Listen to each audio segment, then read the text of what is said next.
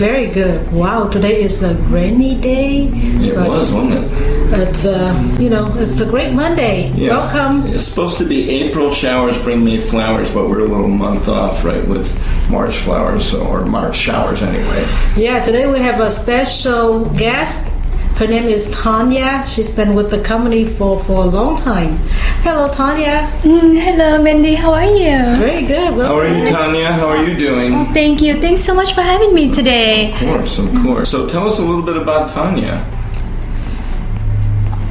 Okay. Where to start, right? You never guess. We used to be roommates. Okay, wow. Yeah. It's a secret, but now I guess now it's a beautiful story. Yeah. Wow, We want to share that with everybody. So it goes back, you guys go back even farther than 9 years. Then, right? Yes. Yeah. When I first moved to California, I was in college, follow my dream, be a fashion designer. But thanks to Mindy, she led the way, always encouraged me to do real estate. And I saw what she can do. She's very strong-willed, learning everything and sharing everything. So one day, okay, fine, I'll try it. Seriously. Are you sure you're not still in the fashion industry? Maybe you're Look at her, model right? instead, right? Yeah. No, every experience, everything you learn along the way, you kind of bring it all to the table. Sure. So yeah, one day it's like, okay, I'll give it a try. It's like a little part-time job. And here I am 9 years later. You're good, aren't you? Yeah, You don't even have to trick them, right? To become your friend. If you become friends with Mindy, you'll probably end up working with her as a realtor, right? So. Exactly. Anywhere I see people, I see potential in people, especially Tanya. She has the charm, her, the way she talks to people, very, very, very good, attract people, and then persuade, and then informative. Yeah, and you would think, you look so young, how could she be in the business for 9 years? But that's that advantage, right, that you have. You can't substitute experience for just studying quickly, so. So let me share with everybody, Tanya been with us for almost 9 years. She been always a top producer in the office. We haven't been seeing for each other for like a year. She has not come to the office for a year, but she's still producing, and she is one of the top 24 agents in the office in 2020, and this is the result. She earned 2020 Top Producer Award, and then thanks for coming today, Em. Congratulations. Wow. Also, not done yet. You also earned the third quarter award. She hasn't been to the office, but this is your award. Congratulations for all your hard work. Thank you so much. Wow, I love congratulations. it. Thank you. Yeah, that is a tough, and the third quarter is always one of the toughest months to really Oh my God, thank you. Congratulations. Yes. So share with everybody, how do you make that happen, Em? Yeah, it was 2020. That was a really tough year, a lot of challenges, but yet, here you are with this. How did you make it happen? Well, surprisingly, 2020 was one of my best year as far as being productive. And one of the reason is because of what happened, pandemic, a lot of my seller had to sell their investment home. So in fact, one of my biggest transaction ever was that same story. It was referred to me. I have never met the seller. Even now, I never met the seller. They live up north, and they have a home that they bought a year ago. It was being built while they were. I see. Right. So a year later, all of a sudden everything happened. Now everything changed. They can't move down here to enjoy the new home anymore. They need to stay where they are, making sure everything, is secure for their family first. So they make a phone call. I came to the house, get the key, clean the house, stage the house. Basically, I was able to help my seller from A through Z. Awesome. Sell it within not even a month. And it was a almost $2 million home. Amazing. Wow. Yeah. So there was a lot of advantages that you were able to offer these people, even being able to sell remotely. So we've done a lot of that, right, this last year. But I think it really brought all of the really good agents towards the top, because it took a lot of work this year, right? Especially when we're working with buyers. Yeah. You're writing 10 15, 20 offers before they even get one decent counter offer back, Right. let alone getting it accepted. Right. And to make sure your buyer qualifies much harder this year, because last year, the year before, you may do really well with your job, but who knows? This year is very unpredictable. So making sure that your seller have a smooth transaction it was crucial. That I have to pick the right buyer. Yes, exactly. Choose the right buyer for your seller is the key. Otherwise, if anything happens, it's gonna lose the momentum and it's not gonna look good on you as a listing agent. Yep, totally. So it was definitely challenging, but it motivated me to work even harder. And you don't know your full potential until you try. And thankfully everything worked out well, and had a really good year, I must say. And I think the fact that you had a good year means that there was a lot of challenges from the sellers and the buyer's perspective to where it wasn't just business, right? You had to actually hold their hands and really kind of walk them through these tough times, especially when they didn't have much success with the inventory levels so low. That's true. And then you had to help them pick one of the 30 offers that they got, right? Which sounds easy, but there's 30. There's going to be 29 unhappy people. You have to deal with it's so tough. It's very tough. And to earn your seller's trust without knowing them, meeting with them, and it was a referral from a friend who trusted me. Sure. So the pressure is way high. Make sure that you deliver. Make sure that you get them the best offer, the best buyer. And like I mentioned, from cleaning the house to staging the house to open whatever door you need to, meeting with whatever you need to, and I was very happy I was able to do that. And surprisingly, at the end she was very happy. So I'm like, great, if the seller ever come down and decide to sell again or buy again, then hopefully they will call me. Sure. Well, I always think about when a referral comes is, especially if it's from a trusted friend, is I'm going to try to make my friend look good. I'm going to do so well for my friend who referred it to me that he's, even more for referrals come. It's not just, helping the end user buyer, but also to keep the trust of your friend. Because you can be a friend, folks, right? But when it comes to business, sometimes those two don't mix. So you always find out, if it's compatible or not. Wow, that's amazing. So besides real estate, Tanya has her skill in fashion, and she has another business. I want you to share with everybody. You have a side hustle business, something that you do. Your passion. Every girls want to do hair, makeup, clothing. Like, who doesn't, right? So that's what I did. I grew up. I follow my dream, being a fashion designer. I have hair license, makeup license, real estate license. You name it, right? And a driver license, right? Marriage license. Working on Of course, yeah. So I'm very blessed that I'm able to do what I love to do. Of course, I love doing real estate. I love meeting with people, earning their trust, making the transaction happen, and you see the result at the end. It's so rewarding. And then at the same time, I have a hair salon, a beauty salon, just right here in Huntington Beach, and I get to see my client do their hair, do their makeup. We do wedding, we do homecoming, prom, and a lot of my clients are from those. Right. Yeah, because who go to the hair salon? All the moms, right? All the wife, right? Which are the one who make the decision when it comes to buying a house. In fact, one of my biggest first transaction. Yeah, I want you to share that one. That's a great story. She was my hair client. Right? She came in, I was doing her hair, talking to her. So she said she live in an apartment. She have 2 big dogs. She want to get a house. I was like, oh, okay. Well, I can help you with that. Let me see if I can find something for you. So I went online. I kind of filter out what she would want and what she doesn't want. And then on a Saturday, I remember, this is like 4 years ago, I went downtown where she would want to go to like 10 open houses, and I kind of narrowed it down to like 3. I sent it to her. I said, I think these homes you might like. Do you want to see them? I said, okay, I'll go see them with you. The first house she came, she bought that one.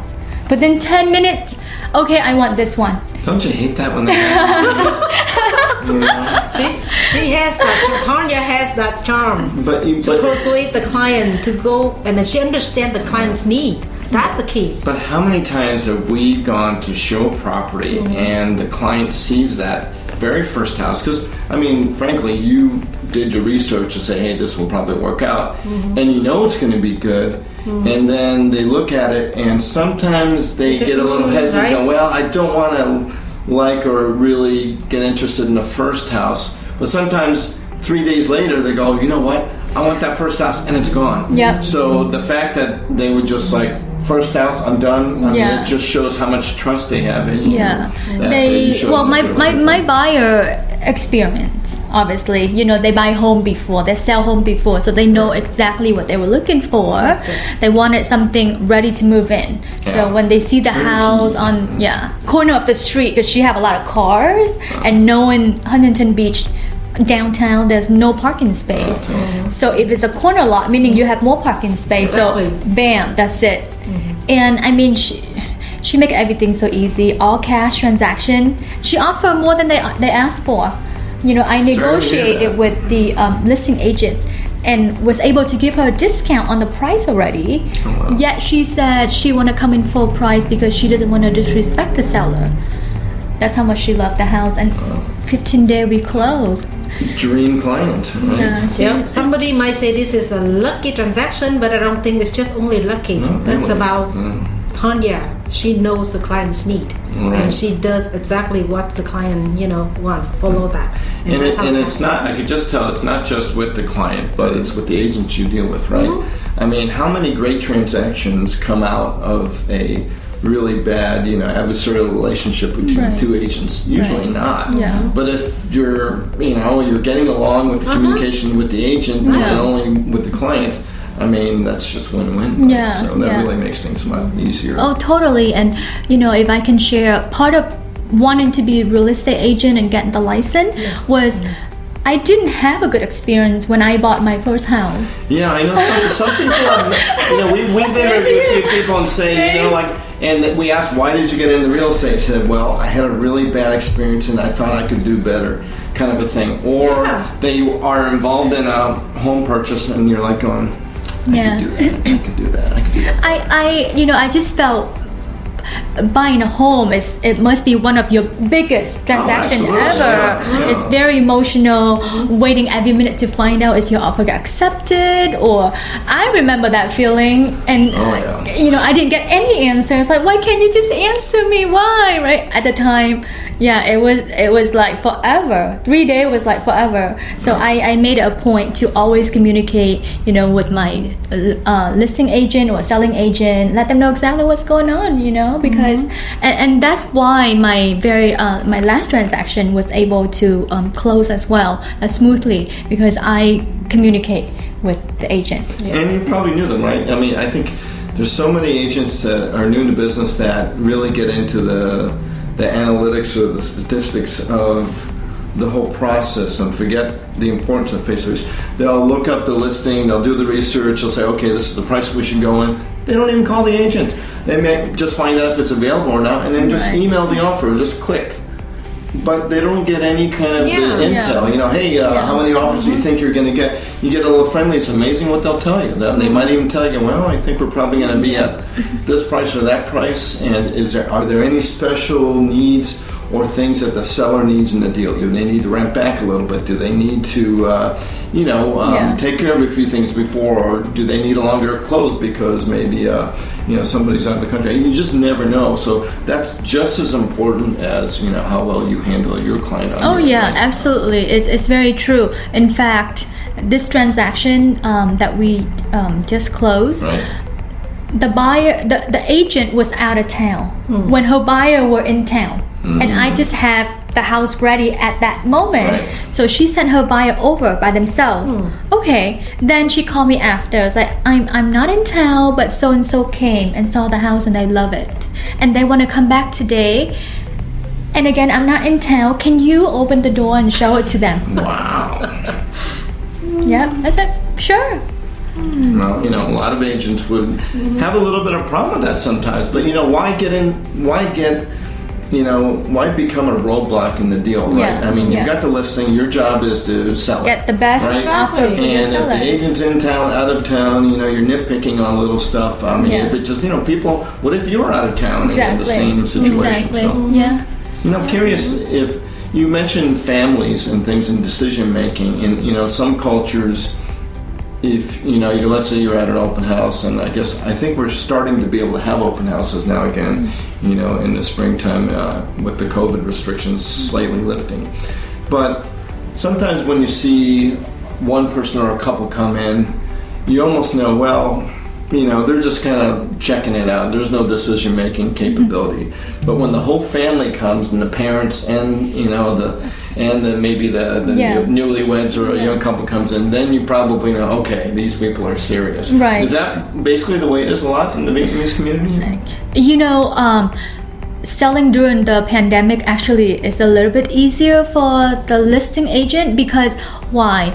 I've done open house in the past. When I have so many people come in, I don't know who are my potential. Right. When you have an open house, you have the whole neighborhood come over. Exactly. They just And- come check out. That's Exactly. all. Yeah. But now only the serious buyer will make appointment, would sign, all the disclosure. Wait in line in the hot sun, Exactly, because they can only exactly. let two people in at Yep, once. yep, Right. yep. So these are all your potential. Exactly. Right.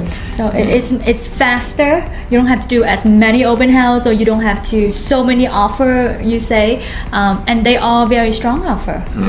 It's like holiday time. I know traditionally between like Thanksgiving and American households, from Thanksgiving to Christmas, that whole time period, a little bit slower because people are kind of doing holiday stuff and whatever, and the kids are maybe on vacation. And the trend is, I'm not going to put my house on the market right now. I'll just wait until January or something. But then you have buyers still interested in still going forward. So if you have that open house or you have inquiries during that time, they're pretty serious, right? Yeah. So same thing with pandemic and issues that surround being able to have access and things. It's much harder to buy a house right now, with pandemic time. It's not actually easier in that sense, right? Yeah. Because the loans are a little harder to get. Sometimes you can't see the house. It's just virtual tour. And I think people are starting to get used to that, right? Yeah, it's great that you mentioned that because of where we are in Huntington Beach, Southern California is so unique. It's the only real estate that everybody wants. And it really doesn't matter what time of the year. We used to have a lot of international buyer from Vietnam, from China, from Korea or Japan, and they would fly in during the holiday because that's where the kids are out of school. Right. So they're visiting, going, I have 2 weeks to buy a house. That's it. Those are the time for they to plan. Yeah. Plan for the Right. new location for the And kids. usually on the Yeah. seller side, that's when the least amount of inventory is. So, but usually the serious buyers, I always think of during the holiday times, and sometimes in the pandemic, you have a situation where you have less inventory, but it's not one-to-one where half the buyers drop out of the market and half the sellers drop out of the market. It's like a lot of the sellers drop out of the market, but all the buyers don't drop out. Yeah. Buyers don't go. Yeah, I mean they go on vacation, but it's not like they have to tidy up and clean up, and because they have family over, in their home. If they're out buying, they have no restrictions. So it's always that the inventory levels go much lower during those times. I think that's what we experienced in 2020. That is an example that currently I know that you have a transaction, you have a listing that is very hot, and it just went into escrow Yes. today. Yes, yesterday, today. Right? Wow. I want to hear that Thank you. story. That is a crazy one. Yeah, so again, from referral to referral, when I was listing my last home, so the buyer bought that home, so then he had to move out from the home that he was living in. Right. So he moved to the new home, and guess what? Sell. Yeah. So now I'm selling the home that he was living in for 30 years, and I've never guessed the home that he was living in is right next to the beach. Half a mile, right? Yeah. Half a mile from the beach. It's beautiful neighborhood. The minute I saw that, I'm like, this is gonna sell in a heartbeat. Okay, but he loved the house. He put so much work in the house. He been there for 30 years. He have solar panel. He have Tesla backup battery. He have like beyond what a normal house would offer the buyer. So a real buyer, when you come in home like that, you know you gotta get on this, because if you buy a home that doesn't have like shed to put all your tool or solar panel, you know that, and then barbecue in the backyard, beautiful landscape, and all the new wood, new paint that he put in. You know that's like at least $100,000 extra that you would have to pay if you buy a home without those things. Right. So I have a lot of offer, and one of the offer is $100,000 over asking price. Is that true? You believe that? I was shocked. There are markets in the United States Wow. that have houses that sell for $100,000. There was a Facebook posting I think we mentioned in the last show, is that there was somebody that says, hey, what kind of house in your market would $100,000 buy? And I said, that's how much you're getting overbid by here, right? 100,000 above asking price. And Isn't it crazy? San Jose and Northern California is even worse. So it's wow. I mean, but you got a lot of stuff with it, right? Yeah. Do you know why they make an offer like 100,000 more? Well, they are experienced buyer. When you see a good home, you know. And just to be sure you don't get bid out by 10,000, because I do have other offer that's 50,000 over, even 80,000 over. So I think they're smart to like, okay, I just want to seal the deal. Right. And a lot of those people know, especially if they're experienced buyers, experienced agents here, award-winning, will know that maybe there's some issues if the appraisal comes in low. But that's they'll a lot make of up money. for the cash and all that stuff. That's a lot of money. That's a lot of money. Additional 100,000. That is crazy. Is there another reason why?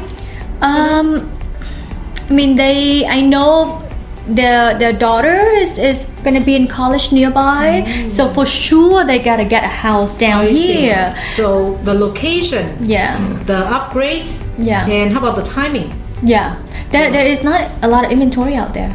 And besides, home prices, obviously, in half a mile to the beach or whatever it might be, it's probably not going to be $400,000 or $500,000. So, on $1 million or $2 million property, $100,000 really isn't, in the whole scheme of things. 5 years later, you're going to be laughing if you didn't get that house because you didn't bid another $30,000 or $40,000. No, that's true. It's going to be like, oh my gosh, what was I thinking? Yeah. I was penny wise and pound foolish kind of thing. Yeah, I understand.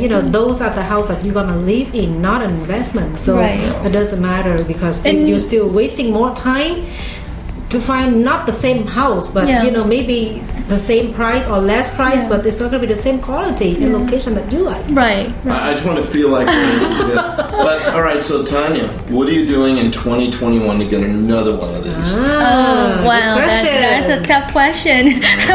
We want to know new secrets. Are you maybe changing a little bit this year because pandemic is not going to be here forever, and rates are not going to be super low forever either. Right. Wow, that's a great question. Well, I hope for 2020, I'm gonna be even more 2021 even more productive, right? By attending more commercial, right? Thursday commercial workshop, Charles. That's right. And you just need to like network more, and everywhere you go, and you never know when. And for me, for every transaction, I feel like I will have something to come back to it. If you do a good job, you earn that trust from your seller, from your buyer, or even from the other agent.